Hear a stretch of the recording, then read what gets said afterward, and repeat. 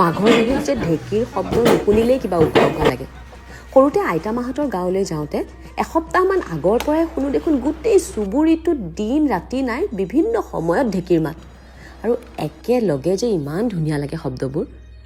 সেই শব্দবোৰ কিন্তু তেতিয়া যে ধুনীয়া লাগে এই কথাটো উপলব্ধি কৰা নাছিলোঁ। যেতিয়া লাহে লাহে ঢেঁকীৰ মাতবোৰ কমি আহিলে এতিয়া সেই দিনবোৰলৈ বৰ মনত পৰে। এইবাৰ বীৰেও মোক ঢেঁকী দি সহায় কৰিলে। আমাৰ ঘৰখনত ল'ৰাৰ কাম বা ছোৱালীৰ কাম বুলি একো ভাগ কৰি থোৱা নাই। ল'ৰাই ৰান্ধিবও পাৰে, ঘৰ সাৰিবও পাৰে, ঢেঁকী দিবও পাৰে, নে কি কয়? ইহঁত দুটাৰ লগত বিভিন্ন ভাষা ভাষীৰ ল'ৰা ছোৱালী পঢ়ে, গতিকে তেওঁলোকে প্ৰায়ে কয় যে তহঁতৰ বিহুত পিঠা কেৱল দুবিধেই নেকি? এই কথাটো বীৰেও মোক প্ৰায়ে কয়। সেয়েহে এইবাৰ আমি বেলেগ কিবা এটা পিঠা বনাম বুলি ভাবিলোঁ। এই পিঠাবিধ খুব কম সময়তে হয় আৰু আটাইকেইবিধ ঘৰত থকা বস্তুৱে, একেবাৰে কমলা বাকলিৰ পৰা আৰম্ভ কৰি গুড়লৈকে। আপোনালোকেও এবাৰ ট্ৰাই কৰি চাবচোন। আৰু ইমান বনাবলৈ সহজ, আমি আটাইকেইটাই খুব ফূৰ্তি কৰিলোঁ বনাই।